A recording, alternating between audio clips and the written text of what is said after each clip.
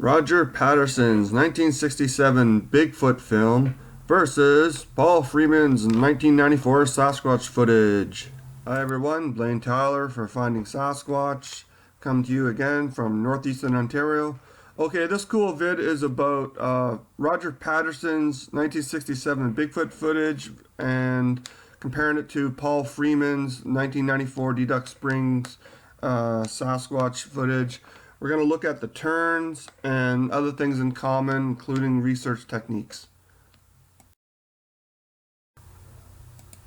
Okay, Roger Patterson, 1967 era of Sasquatch research. Okay, most of the guys back then, they used hunting, stalking techniques like they were after a bear or something. They really didn't realize the intelligence of Sasquatch and their camouflage abilities. But with that said, they both knew, and they both knew where the Sasquatch would be. They found and cast prints before and after their great footage of Sasquatch. Okay, Patty of Patterson's Sasquatch. She was caught at the creek in morning footage when Bob and Roger rode up that path, and her view was blocked by a large root system of a downed tree. She bolted across the open ground, and we think that she was trying to protect her young nearby in the scrub by trying to lead Roger and Bob away in a different direction. Now, Paul Freeman also found and cast prints before and after because he knew also where Sasquatch would be because he tracked his own group. But one thing about Paul that's different from Patterson's techniques is he kind of pioneered habituation research, going to the same area and hanging out with a Sasquatch, not just chasing after him with cameras.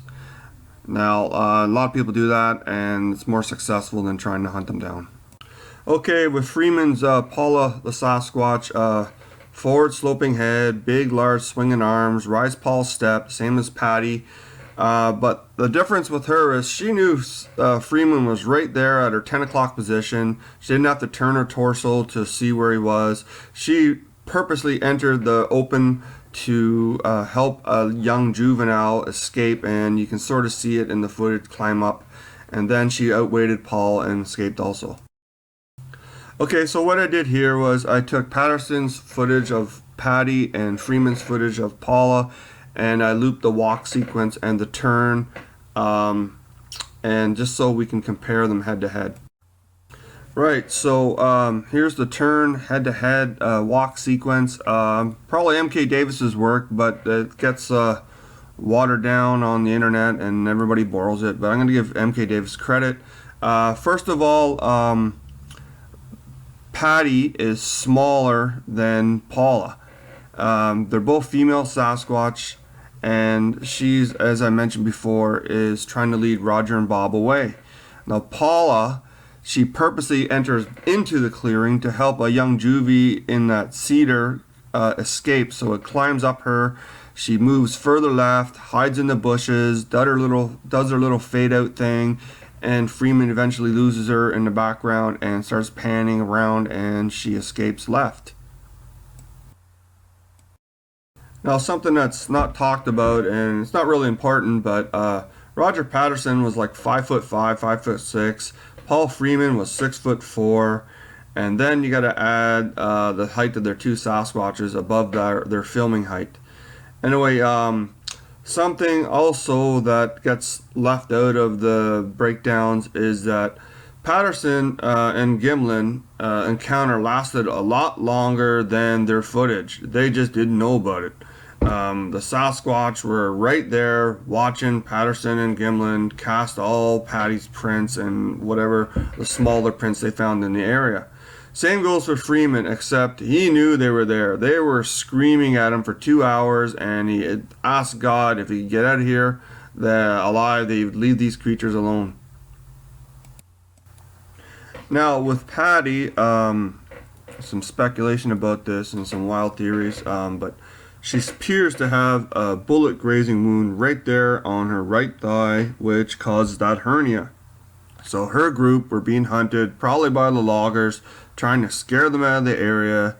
The same as that piece of you-know-what that put fake prints in there to have everybody call it a hoax, and I don't really want to get into that. But anyway, now with Freeman Sasquatch, she was, I guess, more or less used to Freeman being there, and she boldly walked and stepped out into the path, and he got that great footage of her after she was tree peeking. Okay, something I want to mention in wrapping up.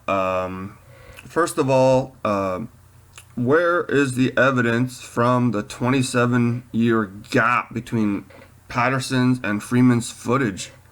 What did everybody do? Just decide that it was much easier to go straight to the studio, or to make little mini series in search of kind of footage? I mean, that's fine for filmmakers, but where's the researchers' evidence from 1967 to 1994?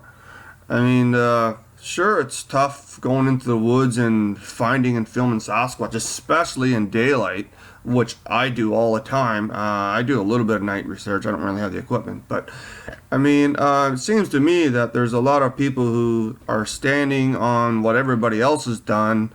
They're knowledgeable because of what field researchers have done before them. So now they are great at talking about Bigfoot on TV and the radio. But if you were to go up to some of these real popular people and say, hey, buddy, hey, great speech. Where's your personal footage of Sasquatch, since you know so much?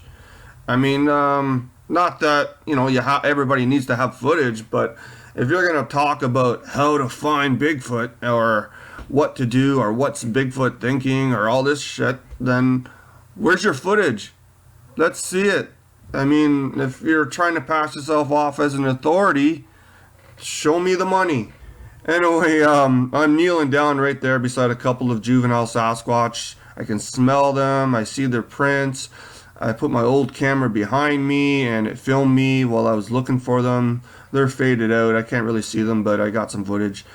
Anyway, I just wanted to mention those couple points and give credit to the real field researchers.